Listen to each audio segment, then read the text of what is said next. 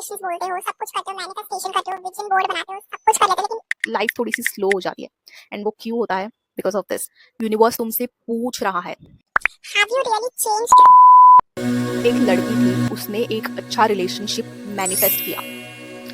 Universe ने उसकी तरफ वो जो ओल्ड टॉक्सिक रिलेशनशिप था वो फिर से अट्रैक्ट किया। अब वो लड़की के पास दो ऑप्शंस हैं, attract with that toxic relationship और move on and get that relationship which she wanted.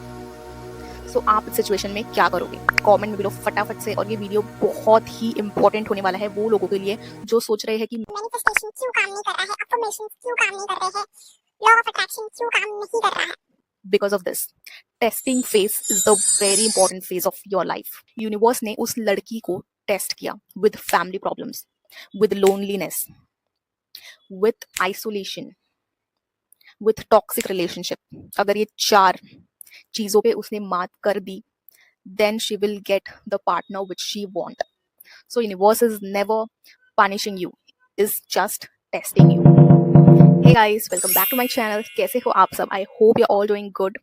क्या आपने कभी ये नोटिस किया है कि whenever you wish for something, like आप कभी भी कोई एक गोल सेट करते हो, like let's say you set a goal for 2026 कि मुझे सक्सेस चाहिए, मुझे एक अच्छा जॉब चाहिए या फिर मुझे एक अच्छा बिजनेस ओपन करना है, तभी सब कुछ उल्टा होने लग जाता है। हैव यू एवर नोटिस्ड कि आप जब कभी कोई बड़ा गोल सेट करते हो, देन यूनिवर्स आपके साथ वो सारी उल्टी चीजें करने लग जाता है। एंड ऐसा क्यों होता है? यूनिवर्स टेस्टिंग फेज में कैसे आता है, कब आता है एंड क्यों आता है? Let's see. लोग चेंज हो जाते हैं, people change, your goals starts breaking and ऐसा लगने लग जाता है कि यार ये सब यूनिवर्स उल्टा क्यों कर रहा है मेरे साथ। वो फेज जहां universe asks you, are you really ready for whatever you are asking for?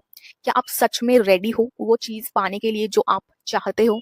ये टॉपिक थोड़ा सा डीप है, स्पिरिचुअल है एंड प्रैक्टिकल भी। सो universe testing phase is simple, जहां पे तुम कोई बड़ा गोल सेट करते हो या फिर कोई बड़ी विश रखते हो, that I want success, I want this particular job. Universe test you कि आप उन वाइब्रेशंस को होल्ड कर सकते हो या फिर नहीं। So let's say for example, if you want to be confident in your life, if you want confidence, so universe will throw that situations on you कि आपको जहाँ पे अपने आप का स्टैंड लेना पड़ सकता है। एंड यूनिवर्स देखता है कि आप वो स्टैंड ले सकते हो या फिर नहीं। अगर आपने वो स्टैंड ले लिया, then of course universe will give you the confidence you want. But if you fail to take a stand for yourself, then universe को लगेगा कि यार ये तो vibrations hold नहीं कर सकता, so मैं इसको life में कभी confidence दूंगा ही नहीं। For example, if you want love in your life, then universe आप पे वैसे toxic relationships फेंकता रहेगा जब तक आप no बोलना सीख जाओगे। So if you are not ready mentally, emotionally and physically, तब तक universe will never give you whatever you want. तुम जिस blessing को manifest कर रहे हो, वो blessing आप तक कभी पहुंच ही नहीं पाएगी। अगर तुम success चाहते हो and वो success का pressure जो होता है वो handle कर ही नहीं सकते, then success will never come to you. This is not any punishment. ये आपका preparation होता है। अब बात करते हैं testing phase में क्या क्या चीजें होती है जिसको देखकर आपको ये पता लग सके कि yes, universe is testing me. तो first phase is people starts leaving from your life. Suddenly कुछ लोग दूर हो जाते हैं, like your friends, your relatives or your partner. It is because universe तुम्हारी self worth टेस्ट कर रहा होता है. The second is rejection.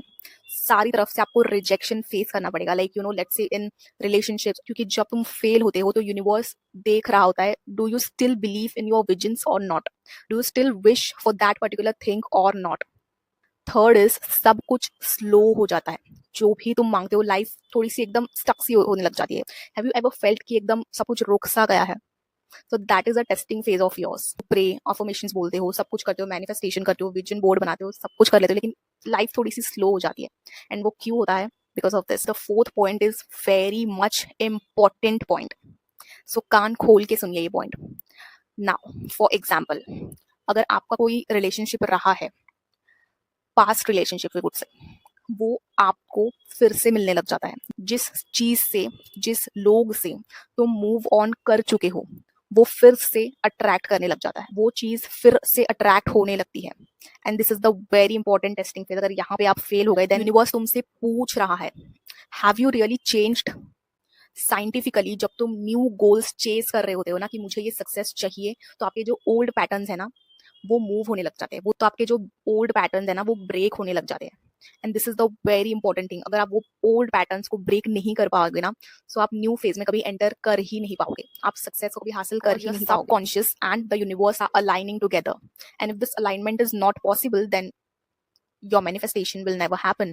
It pushes you out of your comfort zone. आपका जो comfort zone था ना, लेट्स से आपको घर पे रहना बहुत पसंद था, तो यूनिवर्स आपके ऊपर ऐसी अपॉर्चुनिटीज थ्रो करेगा जहां पे आपको घर के बाहर निकलना पड़ेगा।